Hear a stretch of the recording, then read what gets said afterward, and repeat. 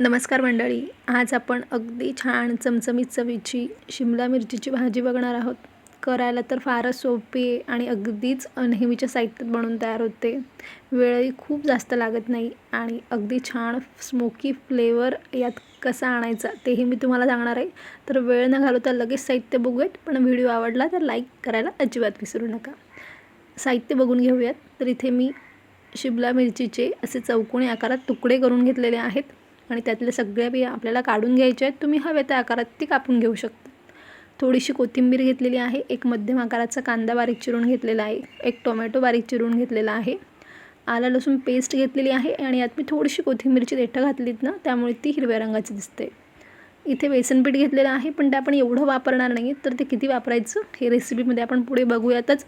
आणि सोबत जे कोरडे मसाले आहेत ते आपण रेसिपी करतानाच बघणार आहोत. तर सगळ्यात अगोदर आपण शिमला मिरची ही भाजून घेणार आहोत. तर त्यासाठी कढई तापवत ठेवलेली आहे आणि त्यात थोडंसं तेल घालून घेते. खूप जास्त तेल आता घालायचं नाही, अगदी थोडं तेल घालायचं आहे. तेल छान तापलं ना की त्यात आपण शिमला मिरची ही घालून घेणार आहोत आणि गॅसची फ्लेम आपल्याला मीडियम करायची, अगदीच कमी ठेवायची नाही आहे. शिमला मिरची थोडीशी तेलात परतवली ना की त्यात आता आपण अगदी थोडंसं मीठ घालून घेणार आहोत. आता शिमला मिरची भाजायचं कारण म्हणजे ना, एकतर शिमला मिरची सुरुवातीला छान तेलात परतून घेतली की त्याला एक चवही छान येते आणि शिवाय ना शिमला मिरचीच्या भाजीला छान असा स्मोकी फ्लेवर येतो. कारण तुम्ही बघितलं असेल, आपण जर एखाद्या रेस्टॉरंटमध्ये ज्यावेळेस जेवायला जातो ना, तर तिथल्या पदार्थांना छान असा स्मोकी फ्लेवर असतो, कारण ते हाय फ्लेमवर तयार झालेले असतं. तर हाच स्मोकी फ्लेवर आपण या भाजीला देणार आहोत आणि त्यासाठी आपण मीडियम टू हाय फ्लेमवर अगदी 2 ते 3 मिनिटांसाठी छान अशी शिमला मिरची भाजून घेणार आहोत. तुम्ही बघू शकता हलका हलका धूर निघतो आहे ना, आणि हा छान असा स्मोकी फ्लेवर या भाजीला येतो आणि 2 ते 3 मिनटात भाजून होते. खूप जास्त तिला भाजायचं नाही आणि कमी आचेवर न भाजण्याचं कारण म्हणजे आपल्याला ती मऊ करायची नाही आहे, फक्त आपल्याला तिला हलकासा छान स्मोकी फ्लेवर आणण्यासाठी आपण तिला भाजून घेतो आहे आणि शिवाय याने चवही अगदी छान येते. तर हलकेसे तिच्या सालाकडच्या भागाला डाग लागले ना, हलके डागाळलेलं साल तिचं झालं की पुरेसं होतं. तुम्हाला मी दाखवते बघा, हलके हलके डाग सालाकडच्या भागाला आलेले आहेत आणि एवढेच पुरेसे आहेत. याने अगदी छान फ्लेवरही येतो, चवही लागते. तर आता आपण ही शिमला मिरची काढून घेऊयात. अगदी 2 ते 3 मिनटात, खूप जास्त आपल्याला तिला शिजवून घ्यायची नाही आणि अशी शिमला मिरची पूर्ण शिजलेली नाही छान लागत. तर आपण फक्त तिला थोड्या वेळासाठी परतून घेतो आहे. तर आता शिमला मिरची भाजून झालेली आहे आणि आपण तिला काढून घेऊया. आणि आता आपण त्याच कढईमध्ये पुन्हा 1 ते 1.5 पळी तेल घालून घेणार आहोत. तेल छान तापलं की त्यात आपण 1 पाव चमचा जिरं घालूयात आणि जिरं छान असं तेलात फुटलं की बारीक चिरलेला कांदा घालून घेऊयात. कांदा घातला की पुन्हा त्यावर लगेच आपण थोडंसं मीठ घालून घेणार आहोत, जेणेकरून कांदा हा लवकर छान मऊ होईल. तर अगदी थोडंसं मीठ घालायचं आहे आणि आपण शिमला मिरची भाजताना देखील मीठ घातलेलं आहे. या सगळ्यांचा विचार करूनच मग शेवटी पुन्हा गरजेप्रमाणे आपण मीठ घालून घेणार आहोत. तर आता कांदा आपल्याला खूप जास्त लालसर करायचा नाही, अगदी हलक्या गुलाबी रंगावर परतला तरी पुरेसा होतो छान, फक्त तो मऊ झाला पाहिजे. आता कांदा इथे छान असा मऊ झालेला आहे आणि त्याचा रंगही हलका गुलाबी झालेला आहे. तर आता या स्टेजला आपण यामध्ये आलं लसूण पेस्ट ही घालून घेणार आहोत आणि ही पेस्ट घातल्यानंतरसुद्धा आपण फक्त एक अर्धा मिनिटभर परतून घेणार आहोत. ही भाजी अगदी झटपट होते, चवीला तर खूप छान लागते. तर आता छान अशी आलं लसूण पेस्ट पण इथे परतून झालेली आहे आणि आता यात आपण पुढचं साहित्य घालून घेऊया. म्हणजेच यामध्ये आता आपण बेसन पीठ घालून घेणार आहोत. तर बेसन पीठ तुम्ही बघू शकता, अगदी लहान चमच्याने मी 1.5 चमचालाही कमी, म्हणजे 1.25 चमचा मी घातलेला आहे. 1 चमचा घातलं तरी पुरेसं होईल, पण खूप जास्त बेसन पीठ घालायचं नाही. आणि आता बेसन पीठ कांद्यासोबत छान असं आपल्याला परतून घ्यायचं आहे, जेणेकरून त्याचा कच्चा जो फ्लेवर आहे तो पूर्णपणे निघून जाईल आणि छान ते खमंग भाजला जाईल. आणि आता जरी तुम्हाला तेल कमी वाटत असेल तरी तसं नाही आहे, खूप जास्त तेल या स्टेजला घालायचं नाही आहे, नाहीतर मग भाजीला तेल खूप अति होतं. आता बेसन पीठ घातल्यामुळे काय झालेलं आहे, सगळं तेल बेसन पिठाने शोषून घेतलं आहे, त्यामुळे हे थोडं कोरडं वाटू शकतं. छान बेसन पीठ घातल्यामुळे ना भाजी अगदी छान मिळून येते आणि शिवाय छान खमंग चवही भाजीला येते. आता बेसन पीठ घालून झाल्यानंतर आपण यात टोमॅटो घालून घेणार आहोत.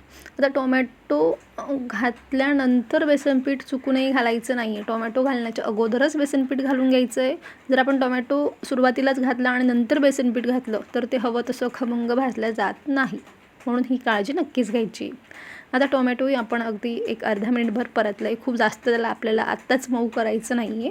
आता यात आपण कोरडे मसाले घालून घेऊयात. म्हणजे काय, अगदी बेसिक. थोडासा हिंग, पाव चमचा हळद, 1 चमचा लाल तिखट आणि 1 चमचा मी धणे जिरे पूड घालते. एवढेच मसाले घालायचे आहेत. खूप गरम मसाले वगैरे घालायचे नाही यात, कारण आपल्याला शिमला मिरचीची जी खरी टेस्ट आहे ना ती या भाजीत हवी आहे. म्हणून आपण अगदीच बेसिक मसाले घालणार आहोत आणि ते मसाले घालून आपण छानसं परतून घेतलेलं आहे. आणि एकीकडे मी पाणी गरम करायला ठेवून दिलेलं आहे. गरजेचं नाही आहे की गरम पाणीच घालायचं आहे, साधं पाणी घातलं तरी चालेल. तर मी इथे थोडं पाणी घालून घेते आहे आणि आता आपण हे छान मिक्स करून घेऊयात. आता या स्टेजला आपल्याला पाणी घालत जाऊन मसाला तर शिजवायचाच आहे, पण शिवाय आपल्याला कशी ग्रेव्ही हवी, म्हणजे थोडी दाटसर हवी आहे की थोडी पातळसर ग्रेव्ही हवी आहे, त्याप्रमाणे आपण पाण्याचं प्रमाण हे ॲडजस्ट करायचं आहे. तर मी ते अजून थोडं पाणी घालून घेतलेलं आहे, कारण आपल्याला त्याची छानशी वाफ काढून घ्यायची. तर आता आपण हे छान मिक्स करूयात. आणि आता हे सगळं मिक्स करून झालं ना की आपण यावर झाकण ठेवून याला छान अशी 3 ते 4 मिनिटांकरता वाफ काढून घेणार आहोत. कारण यामुळे काय होईल, टोमॅटो वगैरे सगळं छान मऊ शिजेल आणि सगळे मसाले छान असे एकजीव होऊन जातील. तर आता एक 3 ते 4 मिनिटांनंतर आपण उघडून बघूयात. तर तुम्ही बघू शकता त्याला तेलही अगदी छान सुटलेलं आहे. आणि आता हे आपण छानसं मिक्स करून घेऊयात. तुम्ही या स्टेजलाही जर तुम्हाला वाटलं की पाणी थोडं अजून असायला हवं, थोडं पातळसर ग्रेव्ही असायला हवी, तर तुम्ही पाणी घातलं तरी चालेल, पण पाणी मात्र या स्टेजला घालताना गरम घाला. आता यात आपण घालूयात शिमला मिरची. आणि शिमला मिरचीचंही तेल अजून यात ॲड होणार आहे, त्यामुळे सुरुवातीलाच खूप जास्त तेल घालण्याची घाई करायची नाही आहे.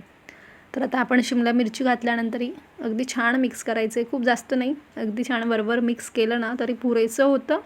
आणि एकदा की छान मिक्स झालं की त्यावर आपण पुन्हा झाकण ठेवून देणार आहोत आणि पुन्हा एक 3 ते 4 मिनिटांसाठी छान असं वाफू देणार आहोत.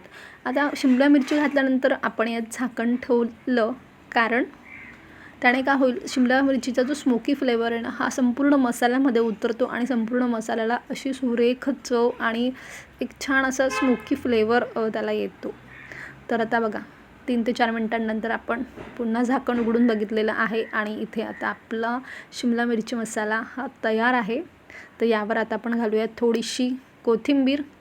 आणि हो, कोथिंबीरवरनं आठवलं, कोथिंबीर वडीचा व्हिडिओ जर तुम्ही अजूनही बघितला नसेल तर नक्कीच जाऊन बघा, कारण अगदी योग्य प्रमाणात खुसखुशीत खमंग कोथिंबीर वडी कशी करायची ते व्हिडिओत अगदी सविस्तरपणे सांगितलेलं आहे आणि त्याची लिंकही मी डिस्क्रिप्शन बॉक्समध्ये देऊन ठेवते. तर तयार आहे मस्त चटपटी चवीची शिमला मिरचीची भाजी, शिमला मिरचीचा मसाला. हवं ते नाव द्या, पण चव खूप छान लागते. नक्कीच करून बघा आणि रेसिपी तुम्हाला कशी वाटली ही कमेंट्समध्ये जरूर कळवा. व्हिडिओ आवडला असेल तर लाईक करा, शेअर करा आणि चॅनलला अजूनही तुम्ही सबस्क्राईब केलं नसेल तर लवकरात लवकर चॅनलला सबस्क्राईब करून घ्या. त्या बाजूचं बेल आयकन प्रेस करायला अजिबात विसरू नका, जेणेकरून येणाऱ्या प्रत्येक नवीन व्हिडिओचं नोटिफिकेशन तुम्हाला मिळेल. तर पुन्हा भेटूयात छानशा रेसिपीसोबत. तोपर्यंत धन्यवाद.